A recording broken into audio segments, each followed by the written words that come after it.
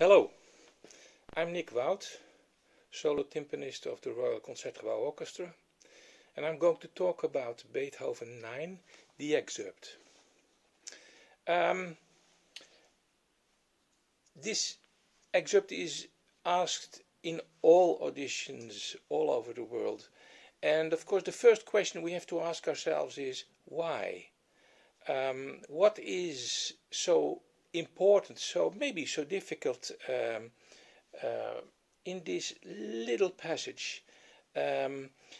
Beethoven 9, basically the three passages that are asked from the first movement are the beginning, the middle section, letter K, and the coda, the end of this first movement. So why is it difficult? Well, there are many aspects of what timpani is all about in this excerpt. One of the aspects is, of course, that the music is in general loud, big sound, big presence of the timpani. Another element is that there is a certain there is rhythm involved that really speaks. The rhythm has a meaning. So that needs to be right. Does it need to be good, perfect? Needs to be right. The other aspect is, of course, the tempo, which one way or another within the rhythms we play needs to be very steady. In a way, it needs not only to be in tempo, but you need to feel that there is tempo involved in the performance of this little passage.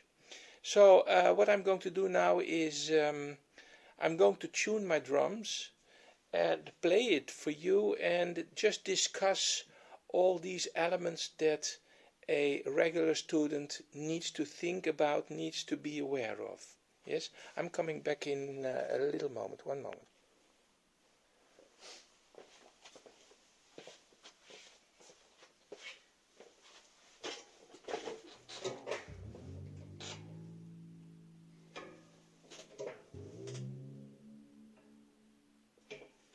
Now,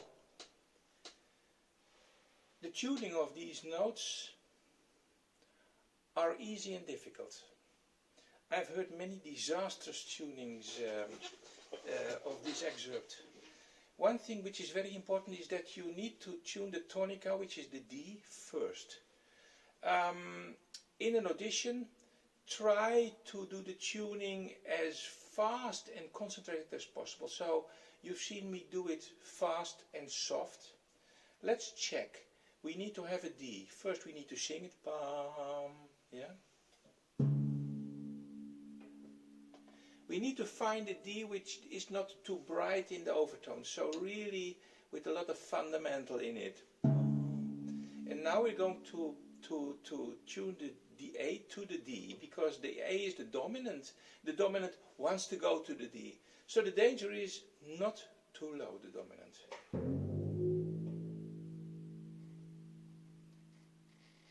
Good. So we have a nice interval there. Now the problem is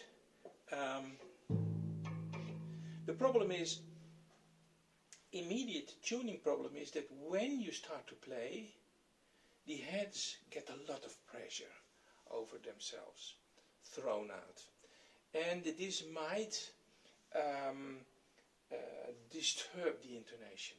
So while playing, we have a very keen ear open and make sure that the tuning is still the same. If it's not, the feet are very sensitive, the pedals are open, and we correct it. Yes? Good. Now, the entrance of this first excerpt, let me just play it. Yes, I will give you a bar because we need to have this tempo. One. The tempo is the feel of a funeral march. Dum, bum, bum, bum. Dum, bum, bum, bum, bum. One and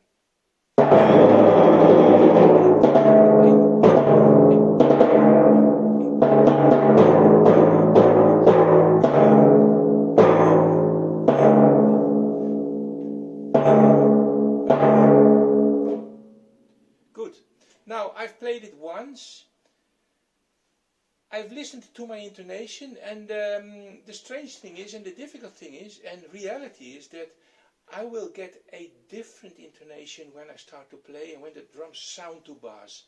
And I need to hear it's different sound than this kind of soft tuning. But is it still right or not? For me, for now, the relation between the drums is okay. I hear a different pitch when I play loud. When I'm in the orchestra, I need to balance this pitch with the orchestra, of course. Am I right into the district around me? But in an audition, that's not a real problem. Good. So, what's the first thing that goes wrong when people play this piece? The first thing is the rhythm. The rhythm is in this tempo.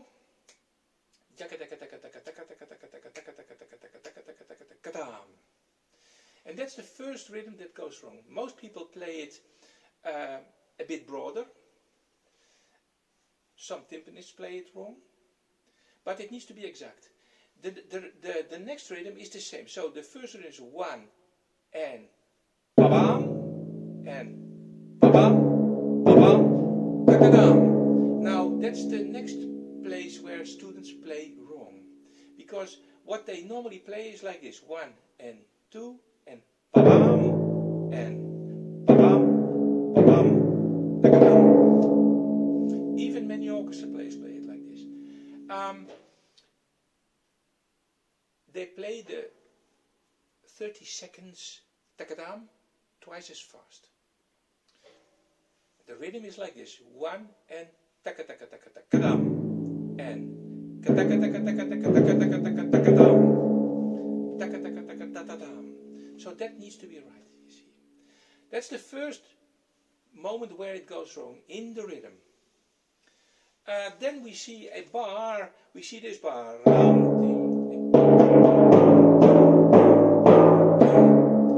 You see the dots, and I always ask my students, a dot, what does it mean? And they always say staccato. And this staccato is music school interpretation of a dot. A dot can mean a world of things, because you always need to refer to think about what's around the notes you have to play. What's around? What's the music? And within the music, within the surroundings of the sound, the dot needs to be interpreted. In this case, we have 7 notes with a dot. It means that all these notes need to be played in the same way. You know, dot, dot, dot, dot, dot, dot, dot. In general, in this time, the change between the classical music and the romantic music really took place. We are in a moment of change. And what happens here is that in this kind of little passages, the change is very clear. Because if you would play a Mozart symphony or a Haydn symphony, people would play like, you see, pa pa pa pim pam pam pam pam. And Beethoven says here with his dots, he says, no, stop this elegant, classical, baroque style. We don't wear all the colors, we don't have this funny hair, we just dress in black and sober, yeah. So he says here, instead of he says, no, you see, and the dot doesn't mean staccato, because if I would sing the note staccato in the music, it wouldn't fit. It doesn't fit. It needs to be, the dot means actually how you feel in the music. And how you feel is, I am Beethoven, with the hair and the face, and he writes, ta-bam, ta-dam, ta-dam, ta-ka-dam, ti-ti-ti-tam, tam, tam, tam, tam. And what he's doing is, pam, pam, pam, pim, pam, pam, pam, pam. that's what I feel with this music. So it means down. It doesn't mean it means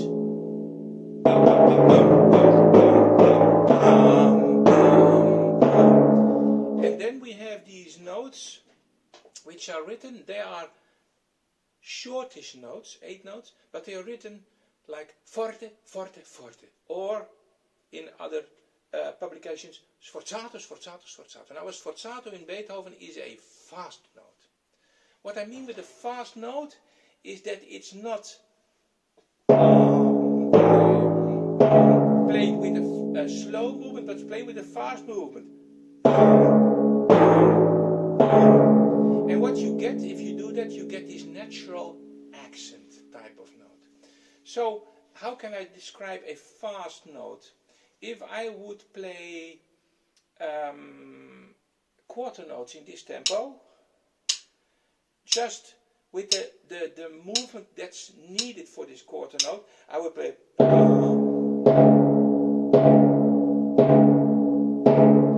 If I would play 8 notes, I would play.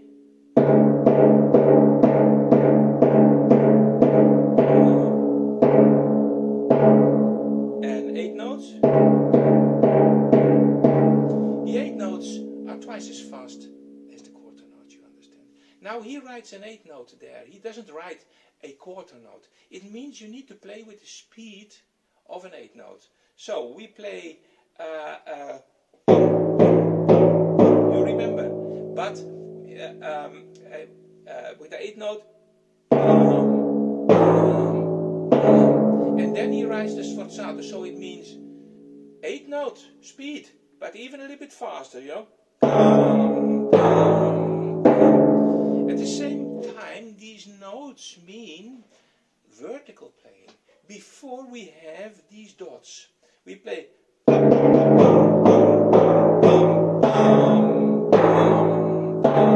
So we have ta ta ta tim tam tam tam. No, no, no.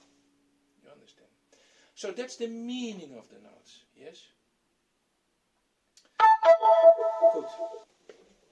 We continue next time.